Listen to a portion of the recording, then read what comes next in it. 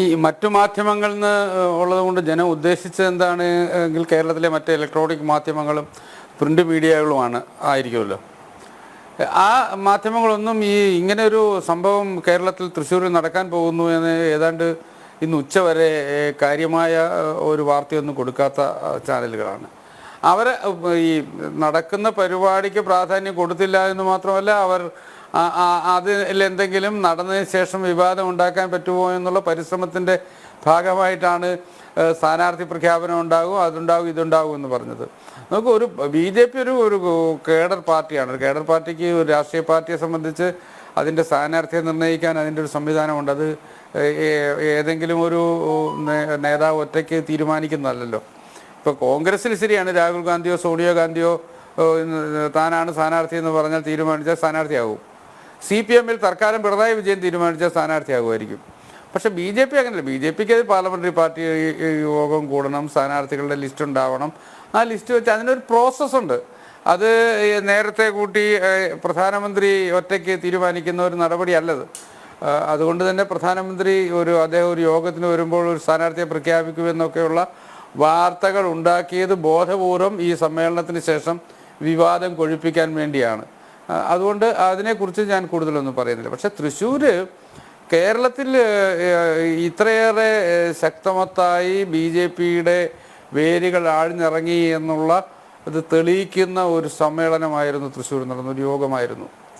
അത് റോഡിനിരുവശവും മോഡിജിയെ കാണാൻ കാത്തു നിന്ന പുരുഷാരമാകട്ടെ, ഈ നാരീശക്തി മോഡിയോടൊപ്പം കേരളത്തിലെ സ്ത്രീശക്തി ഇന്ന് മോദിക്കൊപ്പം നിൽക്കുകയാണ് എന്ന് തെളിയിക്കുന്ന ഈ 10 വർഷം കൊണ്ട് ഇത്രയേറെ പദ്ധതികൾ ഇന്ത്യയിലെ വനിതകൾക്കായി പദ്ധതികൾ പ്രഖ്യാപിക്കുകയും വനിതാ സെൻട്രിക്കായ വനിതാ ആഭിമുഖ്യമുള്ള പദ്ധതികൾ പ്രഖ്യാപിക്കുകയല്ല, അത് നടപ്പിലാക്കി അതിൻ്റെ ഗുണഫലങ്ങൾ ഇന്ത്യയിലെ സ്ത്രീകളിൽ എത്തിക്കുകയും ഇന്ത്യയുടെ പൊതുസമൂഹത്തിൻ്റെ മുഖ്യധാരയിലേക്ക് ഒപ്പമെന്നുള്ളതല്ല, ഒരടി മുമ്പിൽ സ്ത്രീകളെ നിർത്താൻ പാകത്തിന്, സ്ത്രീകളെ എത്തിക്കാൻ പാകത്തിനുള്ള പദ്ധതികൾ ആവിഷ്കരിച്ച് നടപ്പിലാക്കി സ്ത്രീകളെ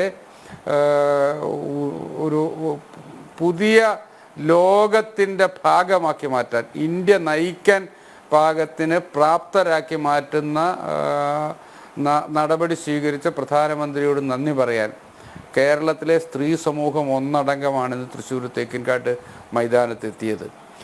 മറ്റുള്ളവരെല്ലാം നാക്കുകൊണ്ട് സ്ത്രീ ശാക്തീകരണത്തെക്കുറിച്ച് പറയുമ്പോൾ ഇത് പ്രവൃത്തിയിൽ യഥാർത്ഥത്തിൽ സ്ത്രീകൾക്ക് അർഹതപ്പെട്ട അവകാശങ്ങൾ കൊടുക്കാനും അവർക്ക് അഭിമാനത്തോടെ സ്വാഭിമാനത്തോടെ നടുനിവർന്നു നിന്ന് ജീവിക്കാൻ, ഞാനും ഒരു ഇന്ത്യൻ പൗരയാണ് എന്ന് പറഞ്ഞ് ജീവിക്കാൻ, എനിക്കുമുണ്ട് അവകാശങ്ങൾ അധികാരങ്ങൾ എന്ന് പറയാൻ, എനിക്കുമുണ്ട് നേടാൻ, എനിക്കുമുണ്ട് മുന്നോട്ട് പോകാനുള്ള അധികാരമെന്ന് ഉറക്കെ പറയാനുള്ള ചങ്കൂറ്റം ഇന്ത്യൻ വനിതകൾക്ക് ഉണ്ടാക്കി കൊടുത്തത് കഴിഞ്ഞ 10 വർഷത്തെ നരേന്ദ്രമോദിയുടെ ഭരണമാണ്. 9 വർഷത്തെ ആ ഭരണ നേട്ടങ്ങൾ, അത് സുകന്യാ സമൃദ്ധിയാവട്ടെ, ബേട്ടി പഠാവോ ആവട്ടെ, ഓരോ പദ്ധതികളും, ഇപ്പോൾ ജൻധൻ യോജനയിലെ അക്കൗണ്ടുകളാകട്ടെ, അതിലെ ഏതാണ്ട് 70-80% സ്ത്രീകൾക്ക്, മുദ്ര യോജനയിൽ 80% സ്ത്രീകൾക്ക്,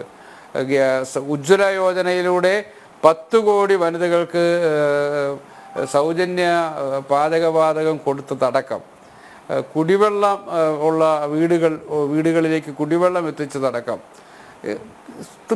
വനിതാ ആഭിമുഖ്യമുള്ള അല്ലെങ്കിൽ വനിതാ സെൻട്രിക്കായിട്ടുള്ള വനിതകളുടെ നവോത്ഥാനം ലക്ഷ്യമാക്കിക്കൊണ്ടുള്ള പദ്ധതികളുടെ എണ്ണം, നടപ്പിലാക്കിയ പദ്ധതികൾ, മുദ്രാവാക്യത്തിൻ്റെ അല്ല, വാഗ്ദാനങ്ങളുടെ അല്ല, അത് BJPയുടെ സങ്കല്പമാണ്. BJPയുടെ മനസ്സിൽ എത്ര നാരിമാർ പൂജിക്കപ്പെടുന്നു അവിടെയാണ് രമയുണ്ടാകുക, അല്ലെങ്കിൽ അവിടെയാണ് ഐശ്വര്യമുണ്ടാകുക, വനിതകൾ പൂജിക്കുന്നിടത്ത്, ആരാധിക്കപ്പെടുന്നിടത്ത് ഐശ്വര്യമുണ്ടാകുമെന്ന് പറഞ്ഞ് പഠിപ്പിച്ച ഒരു സംസ്കാരത്തിൻ്റെ ഭാഗമായതുകൊണ്ട് തന്നെയാണ് BJPയുടെ ഈ നരേന്ദ്രമോദിയുടെ കഴിഞ്ഞ 9 വർഷം സ്ത്രീകൾക്ക് വേണ്ടിയുള്ള വനിതാ ആഭിമുഖ്യമുള്ള ബജറ്റ് അടക്കം പാസ്സാക്കുകയും പദ്ധതികൾ ആവിഷ്കരിക്കുകയും ചെയ്ത കാലഘട്ടമുണ്ടായത്. അതുകൊണ്ട് കേരളത്തിലെ സ്ത്രീകൾ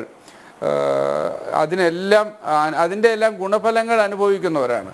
ആ ഗുണഫലങ്ങൾ അനുഭവിക്കുന്നവരാണ് ഇന്ന് തൃശ്ശൂരിൽ നരേന്ദ്രമോദിക്ക് വരവേൽപ്പ് നൽകാനെത്തിയത്, നരേന്ദ്രമോദിക്ക് സ്വാഗതം ആശംസിച്ചത്. അതുകൊണ്ടാണ് കേരളത്തിലെ വിഭിന്നമായ സാമൂഹിക മേഖലയിൽ നിന്ന് അനവധി സ്ത്രീ നേതൃത്വം നരേന്ദ്രമോദിയൊപ്പം വേദി പങ്കെടുക്കാൻ, കലാരംഗത്ത്, കായിക രംഗത്ത് ഉൾപ്പെടെ വ്യാവസായിക രംഗത്ത് ഒക്കെ വളരെ പ്രാഗൽഭ്യം തെളിയിച്ച കേരളത്തിലെ ഒന്നാമതെത്തിക്കാൻ ഉള്ള പ്രയത്നം നടത്തിക്കൊണ്ടിരിക്കുന്ന വനിതകൾ, വനിതാ നേതാക്കന്മാർ, വനിതാ സംരംഭകർ, വനിതാ ആർട്ടിസ്റ്റുകൾ, വനിതാ കായിക താരങ്ങൾ എല്ലാം ഇന്ന് നരേന്ദ്രമോദിയോടൊപ്പം വേദി പങ്കിടാൻ തയ്യാറാകുന്നു.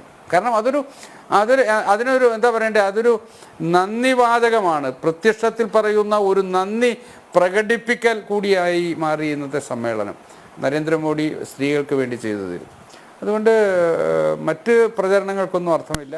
ഇത് കേരളം നരേന്ദ്രമോദിയെ ഏറ്റെടുത്തിരിക്കുന്നു, സ്വീകരിച്ചിരിക്കുന്നു, മനസ്സിൽ വരിച്ചിരിക്കുന്നു എന്നതിൻ്റെ ഏറ്റവും വലിയ തെളിവാണ് ഇന്ന് തൃശ്ശൂരെ സമ്മേളനം.